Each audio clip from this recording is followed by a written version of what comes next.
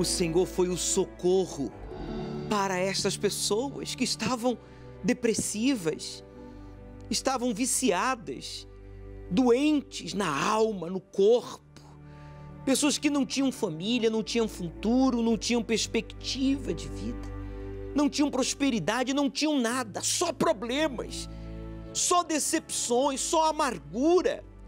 Mas elas foram justificadas porque tomaram a decisão de usar a fé inteligente, a fé na tua palavra, a fé bíblica que nos faz rejeitar o mal. Essa pessoa coloca agora a sua cabeça junto com a minha. Nós unimos agora a fé.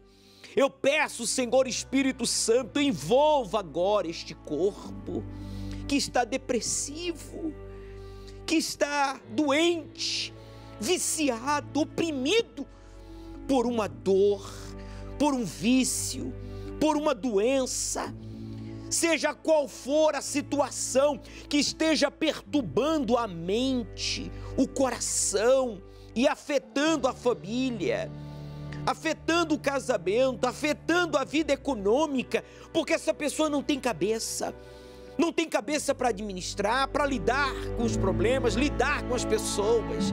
Mas agora sua mente é destravada. Ele que ouve a palavra, mas não tomava atitudes, a sua mente é destravada agora. Ele que lia a tua palavra, mas não a obedecia, a mente estava travada. Os passos, os pés estavam travados. E por isso, ele ainda não foi ao altar se entregar, te buscar. Mas agora, esse encosto, essa opressão, essa força do mal, vai sair para nunca mais voltar. Diga em o nome de Jesus, diga, saia todo mal e não volte nunca mais. Respire profundo, meu amigo. Entregue-se àquele que livrou você da morte. Que apesar dos muitos erros que nós temos cometido, Ele nos justifica pela fé. Ele é o advogado à direita do Deus Pai, intercedendo por você agora. Ele é o sim de Deus para você. Ele é o sim para o doente, curando o enfermo. Ele é o sim de Deus para o pobre, prosperando o desempregado, o endividado. Ele é o sim diante de Deus para você que tem estado isolado, solitário, depressivo, triste. Receba o abraço do Espírito Santo. Receba o abraço de Deus aí agora. Abraça o seu computador, o seu celular, o seu televisor e seja agora envolvido pelo Espírito de Deus que quer morar em você. Fale com Ele, agradeça a Ele por essa experiência. Meu Pai, eu peço a Ti, consagra esta água para que o Senhor venha dar a esta pessoa paz que ela tanto precisa. Venha dar força para Ele te buscar, ir à tua casa e coragem para te obedecer. Doa a quem doer, mas que Ele passe a te agradar a partir de agora. Levante o copo com água, pois nós o declaramos abençoado, em o nome do Pai, em o nome do Filho e do Espírito Santo. Beba, participemos juntos. Tenha agora uma experiência com Deus, aí, no hospital, no presídio, em casa, no carro, onde quer que você esteja. Você já não está só. Deus está com você.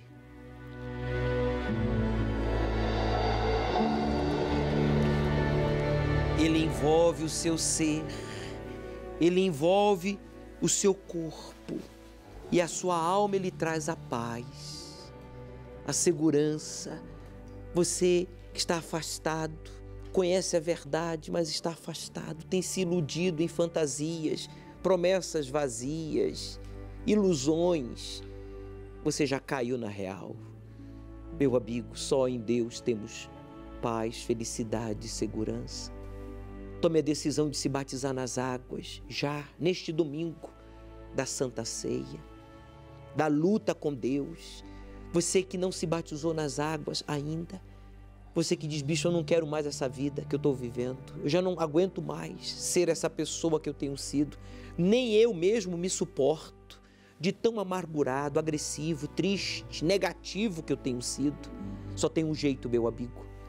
Coloque a mão sobre esta bata e diga, eu vou me batizar nas águas.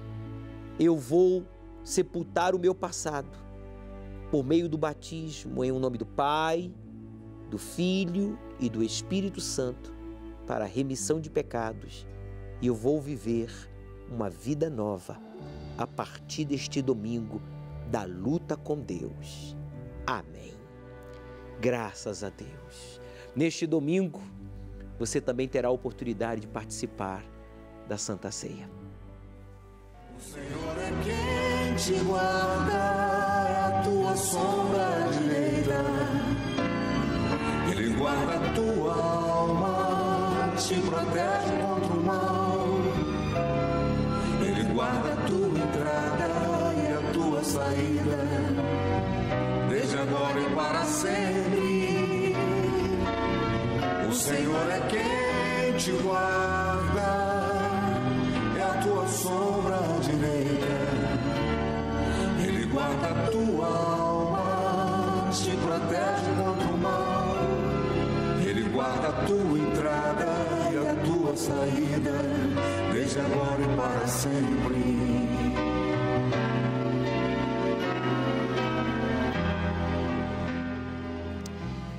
Será neste domingo, então, a luta com Deus, quando você subirá no altar e receberá, então, o pão que representa o corpo de Cristo e o suco de uva que representa o seu sangue. Você deve se preparar para este domingo. Tome um banho, coloque uma roupa limpa, não precisa ser nova, mas coloque uma roupa recém-lavada. Sabe, prepare-se para subir no altar e lutar com Deus como príncipe, como princesa, que significa esvaziando-se de si mesmo, dos seus achismos, do seu preconceito, do seu orgulho, da sua capacidade e ficando na dependência de Deus. Lutar como príncipe é lutar com integridade, lutar com honestidade. Seja sincero, ofereça a Deus aquilo que você sabe que Ele quer que você sacrifique, pois não é Ele que precisa do sacrifício, mas sim nós que precisamos sacrificar. Tirar nossa confiança de coisas, de pessoas, de lugares e colocarmos essa confiança 100% em Deus. É para lá que nós iremos. Essas imagens são reais, são as imagens do Jaboque, na Jordânia, onde houve um encontro de Deus com um homem chamado Jacó, que o agarrou e disse, não te deixarei ir até que me abençoes. Ele queria uma transformação. E essa é a proposta da Fogueira Santa para você, a transformação de identidade.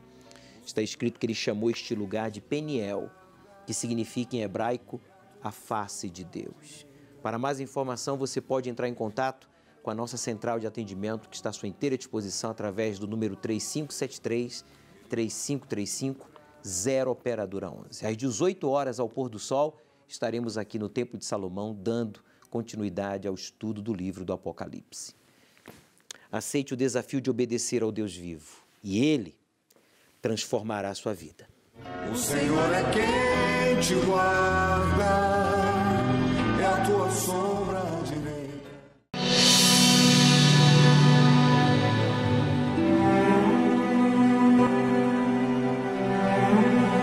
Não importa quantas derrotas você tenha sofrido até o presente momento. Iniciamos o segundo semestre, mas se você parar de ficar olhando para trás, parar de ficar se condenando pelas coisas erradas que você fez ou pelas coisas certas que você deixou de fazer, o que importa, meu amigo, é daqui para frente, é o que você vai fazer daqui para frente. E neste domingo, no domingo da decisão, no domingo em que você e eu iremos lutar com Deus, você então terá a oportunidade de superar todas as derrotas que você tem sofrido até aqui. O que importa é daqui para frente, Pare de olhar para trás. Não esqueça, pare de se condenar pelos erros cometidos ou pelas coisas certas que você deixou de fazer. Eu quero que você preste atenção nesse caso verídico dessa policial militar que se dedicou à vida policial para se defender, para se proteger, como também a sua família, e depois viu que não era feliz, não superava os problemas e decidiu estudar psicologia para entender o porquê de tantas derrotas sucessivas em sua vida pessoal e na vida familiar. E você pensa que resolveu? Não resolveu. O que faltava a essa psicóloga e policial militar? O voto de Betel. Preste atenção. Eu entregava currículo e ninguém me chamava. Estava emperrado, estava amarrado. Meu nome é Rita de Cássia Dias Romão, eu sou policial militar e psicóloga. Eu tive uma infância pobre, né, financeiramente falando, e espiritualmente também. Era como se fosse muito inatingível a palavra de Deus, estava muito distante da nossa vida. E meu pai, também policial militar e aposentado, mas alcoólatra. E como eu sofri muito, eu queria sair logo da casa dos meus pais. Casei muito jovem, com 16 anos, eu tive meu primeiro filho.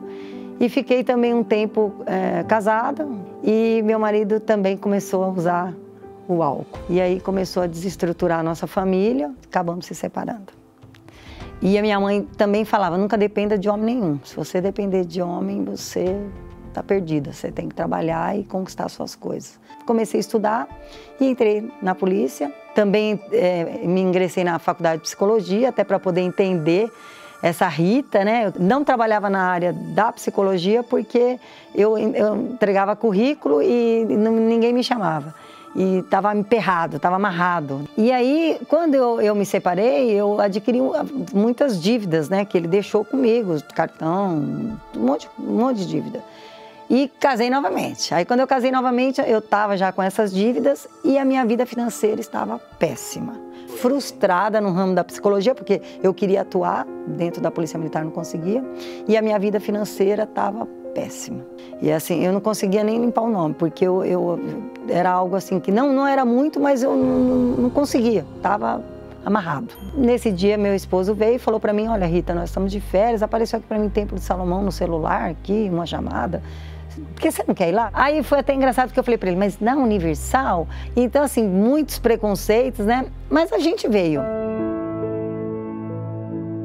E quando a gente chegou nesse dia no templo, nós entramos, né? A gente já começou a se sentir bem. E aí a gente gostou, né? Falou, parece que é para nós isso aí que ele está falando, né? Ele falou, vamos ver, vamos. E o bispo falava do dízimo, né? Que nós tínhamos que devolver o dízimo, mas a gente não entendia, a gente tinha preconceito. A gente falava, mas a gente vai tirar 10% do nosso salário? É muita coisa, a gente falava. Quando você começa a entender as coisas de Deus e começa a se render, a ter a humildade de entender a palavra, o Espírito Santo começou a cobrar da gente, porque não era justo. E a gente entendia que, né, que a gente estava roubando a Deus, literalmente falando. Quando eu coloquei Deus em primeiro lugar, primeiro que meu marido, primeiro que meus filhos, primeiro que a minha profissão, primeiro que tudo, Deus começou a me suprir. Ele começou a me trazer a paz interior que eu tinha e que eu não achava. Que nem a psicologia, com as minhas técnicas, tinha me dado. Eu tenho uma vida financeira. Antes, uma Rita que vivia na dependência do que eu trabalhava, da força do meu braço, do meu salário, e hoje uma vida com Deus. Então, é bacana esse divisor de águas, porque os vizinhos vê, meus parentes vê, meus amigos vê. Eles vê, falam assim, mas da onde? Da onde isso? Eu procurava agradar a Deus, eu queria agradar a Deus de tudo quanto era jeito. O que o bispo falava, eu obedecia. Porque eu falava, se ele está falando é porque tem que obedecer, e é assim, e vai dar certo. Eu já tinha mandado vários currículos para trabalhar de psicologia dentro da polícia, e nunca fui chamada. Eu falei, meu Deus, eu estou aqui, o Senhor me chamou agora com essa idade, eu estou aqui, mas eu vou te servir até o último dia da minha vida. E eu quero também ganhar almas no meu serviço. Eu quero que a minha conduta, não demorou nem um mês. De repente eu recebo uma ligação. Teria como você fazer uma entrevista? Eu falei, claro. Aí eu passei a atuar no corpo da psicologia. da Polícia Militar. Eu fiquei mais de 20 anos com meu nome sujo, vivendo na mesmice, e eu limpei meu nome. Em meio à pandemia eu comprei um carro zero, e em meio à pandemia eu estou reformando a minha casa, coloquei piscina e estou fazendo uma reforma grande, porque Deus está me dando essa condição. Então, quando a gente é dizimista, Ele sabe que tudo é para honrar e glorificar o nome dEle. A psicóloga e policial militar, a senhora Rita, hoje realizada na vida conjugal, hoje bem-sucedida na vida profissional e hoje em paz com a família e, sobretudo, em paz consigo mesma.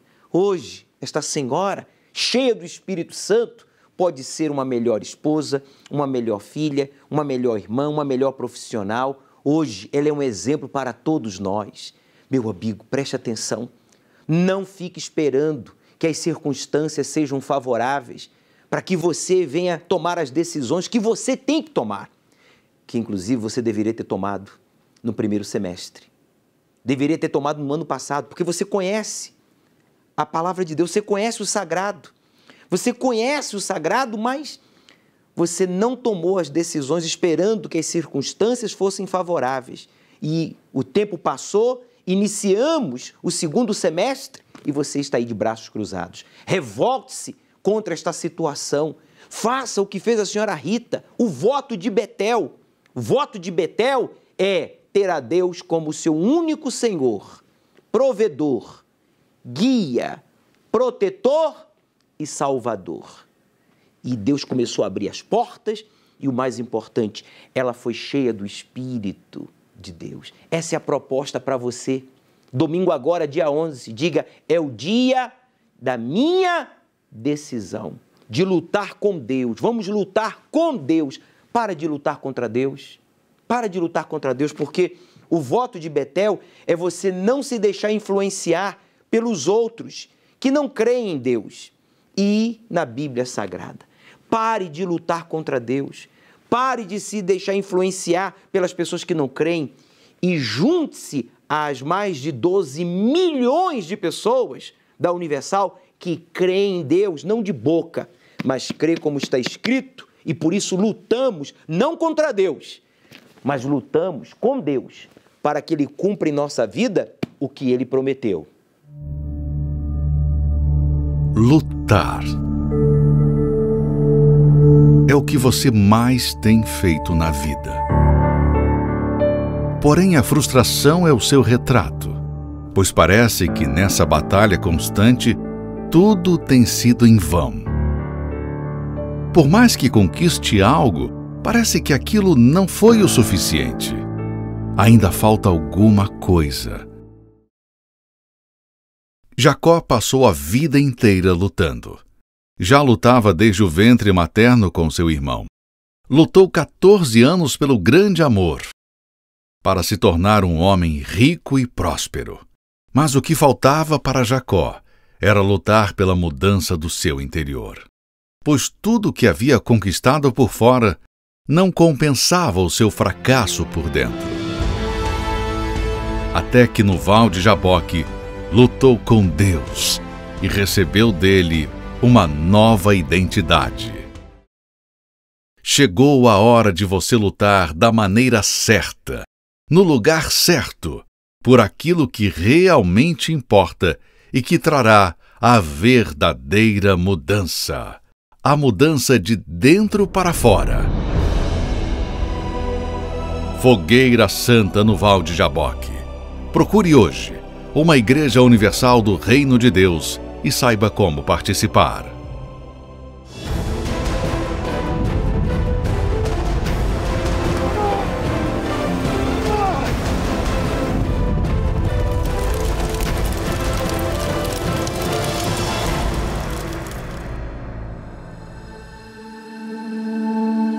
Eu sempre tive o sonho de ser mãe. Pensei em cada detalhe, cada coisinha assim, muito específico para ela, imaginando a chegada dela, imaginando o rostinho dela. E quando eu vi o rostinho dela, foi uma experiência incrível, que não dá para descrever, né? sempre foi uma criança saudável, ela nunca teve nenhum tipo de problema, sempre tinha um acompanhamento com o pediatra. Um dia depois da Donatella completar 6 meses, ela teve um episódio de convulsão. Ela teve a crise e dormiu, e o período até chegar ao hospital foi uns 40 minutos, ela dormiu. Quando chegou no hospital, ela acordou.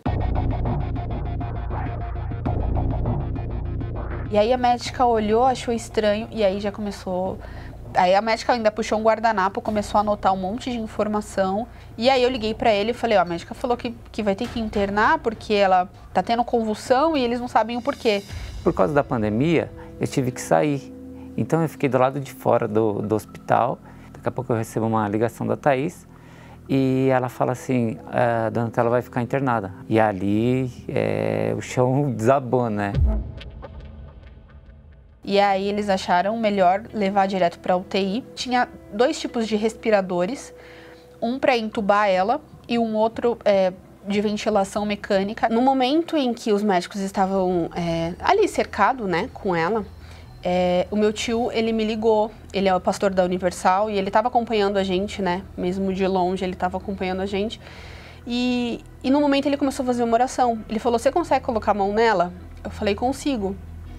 E eu encostei a mão nela, e aí ele começou a fazer uma oração, e naquele momento ela começou a ter uma crise. E a gente, né, meu Deus, era pra melhorar. Aí ele ainda falou pra mim, Tata, é isso mesmo que eu tô ouvindo? Ela tá tendo outra crise? Eu falei, tá, tio, ela tá acontecendo de novo. Aí ele falou, não, vamos pra cima porque isso é espiritual, a gente não pode aceitar. Naquele momento eu entendi que a minha luta não era contra o que estava acontecendo, sabe? Com os médicos, medicação, aquilo tudo ali não ia resolver. Naquele momento eu entendi que a minha luta era espiritual, que ou eu ia recorrer a quem realmente poderia resolver, ou então eu ia ver minha filha naquela cama a vida toda, porque essa era as informações que vinham. Para mim aquela noite foi bem ruim, a Thaís mandando as mensagens falando que nada melhorava. Liguei para ela e falei, amor, eu não vou poder entrar no hospital, eu estou indo para o templo, eu preciso orar, eu preciso buscar em quem realmente vai ter uma direção, né? E naquela época o templo estava aberto para fazer orações, não tinha culto, né? Mas podia se chegar ao altar. Eu sabia que eu ia ter resposta no altar, né? Fui no altar e eu gritei com Deus, falei, Deus, eu preciso de uma resposta, minha filha está no hospital, meu pai, me ajuda. E aquele momento foi um momento assim, muito marcante.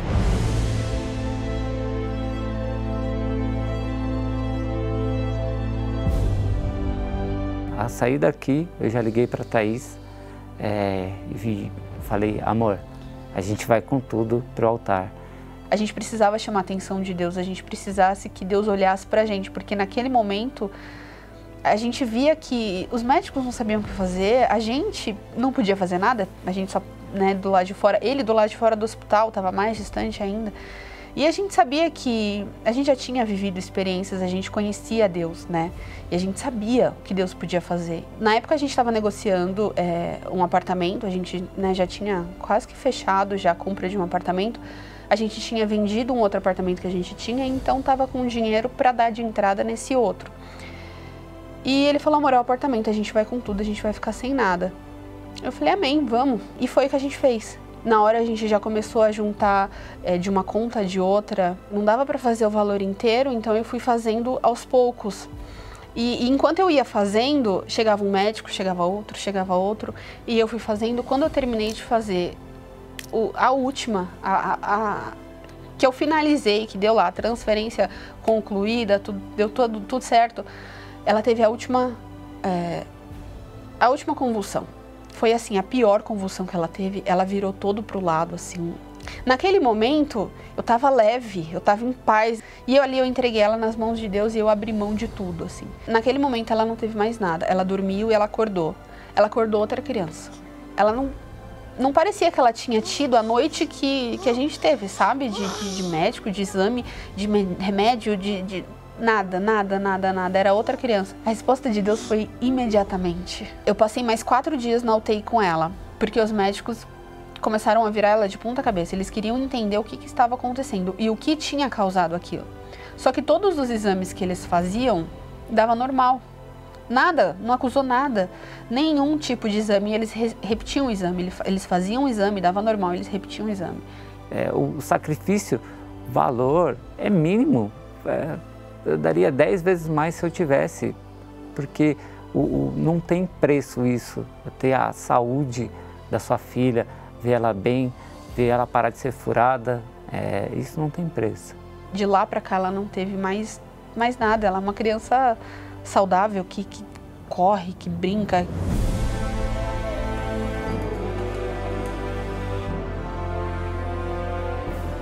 Com o passar dos dias, a gente falou, né, para a pessoa que a gente estava negociando o apartamento, ó, a gente não tem mais o valor da entrada, a gente não tem mais, e se você quiser a gente consegue fazer de uma outra forma, que era uma forma absurda, assim,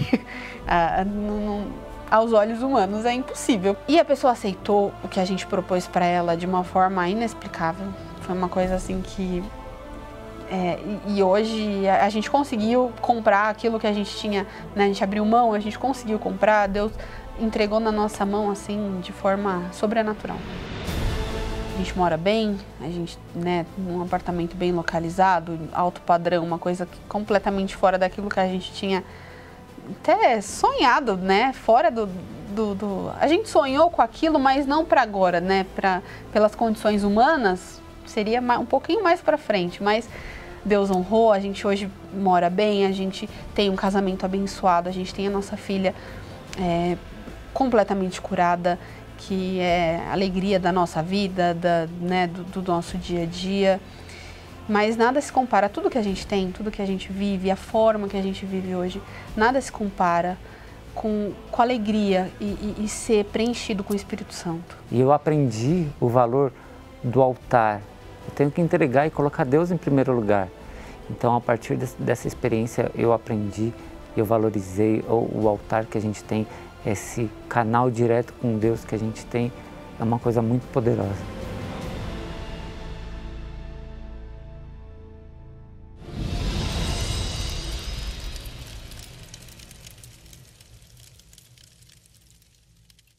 Isso é lutar com Deus, não contra Deus.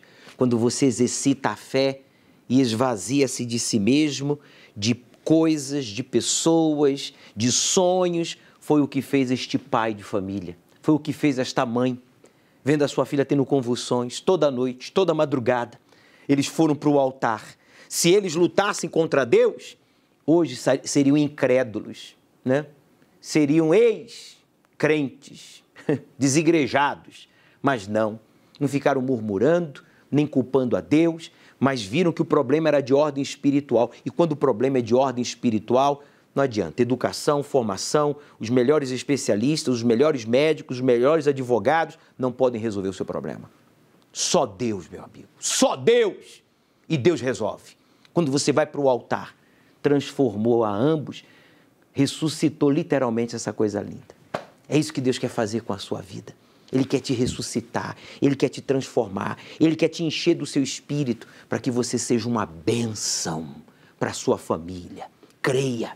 Domingo agora, ao pôr do sol, aqui no Templo de Salomão, nós vamos buscar o Espírito Santo, nós vamos ungir as suas mãos com o óleo da pedra, da rocha, e nós vamos estudar o livro do Apocalipse. Esse estudo que nós vamos realizar, vamos iniciar, já iniciamos domingo passado, é do capítulo 7. E nós vamos concluir esse estudo. Chegue cedo. Venha determinado a lutar com Deus, não contra Deus. E você pode crer, esse segundo semestre vai ser completamente diferente de todos os anos da sua vida. Aceite o desafio de obedecer ao Deus vivo e Ele transformará a sua vida. Se eu fechar o céu e não houver chuva, ou se ordenar aos gafanhotos que consumam a terra, ou se enviar a peste entre o meu povo, e se o meu povo que se chama pelo meu nome se humilhar, e orar, e buscar a minha face e se converter dos maus caminhos, então eu ouvirei dos céus, e perdoarei os seus pecados, e sararei a sua terra. Porém, a humanidade não demonstra qualquer desejo de se humilhar a Deus e buscar a sua face. Ao invés disso, a crueldade impera e as pragas se propagam. Alguns se aproveitam do caos que o mundo está vivendo para distribuir a maldade de forma aleatória. Não importa quem será atingido. O importante é acertar alguém. Mas essa pessoa é uma pessoa doente, um psicopata. O mundo enfrenta uma triste realidade pandêmica. A esperança de mudança veio em forma de vacina. E, na sequência, alguns que deveriam agir de modo a distribuir saúde contiveram de forma egoísta o líquido imunizante. Já? Apertou mesmo essa seringa? Qual explicação estaria por trás de tamanha maldade? O sentimento de avareza pode explicar. 2 doses por R$45 mil. E as que chegaram aqui, as que estão chegando, já tudo que já foi desviado e que já tem gente que já pagou. Então não dá para tirar para passar para novas pessoas, né? Já estas pessoas contaminadas com a doença decidiram espalhar o vírus por pura maldade. Espalhar a maldade, objetivo de muitas pessoas. A prova cabal do cumprimento das Escrituras Sagradas. Veja esse jovem que havia acabado de assassinar uma garota após uma partida de videogame. Mas seu objetivo ia muito além deste assassinato. Olha só que maravilha! Em nome de quem você ia atacar o cristianismo? Em meu nome. Por que você fez isso? Mas por que você fez isso? O jovem já havia arquitetado o plano de invadir uma igreja evangélica no bairro da Lapa. Mas o ódio aos cristãos não se resume apenas em algumas pessoas. A ameaça ultrapassa fronteiras e promete fechar o cerco para aqueles que demonstrarem a fé em Deus. A China ameaça retirar benefícios sociais de famílias que se recusam a abandonar a fé cristã. Funcionários do governo exigem que chineses cristãos substituam símbolos religiosos por imagens de líderes do Partido Comunista. Segundo um pastor que faz trabalho missionário em uma aldeia na China, uma idosa teve o auxílio equivalente a R$150 retirado após agradecer a Deus. As ameaças também acontecem nos templos. Deixar aqueles que professam a fé em Deus sem condições para o próprio sustento. Você acompanhou apenas alguns dos tantos acontecimentos que testificam que realmente estamos caminhando para o fim. Acautelai-vos, porém, dos homens, porque eles vos entregarão aos sinédrios e vos açoitarão nas suas sinagogas. E sereis até conduzidos à presença dos governadores e dos reis por causa de mim, para lhes servir de testemunho a eles e aos gentios. Domingo, às 18 horas, o estudo do Apocalipse, no Templo de Salomão, ao pôr do sol, na reunião do encontro com o Espírito Santo. Chegue cedo.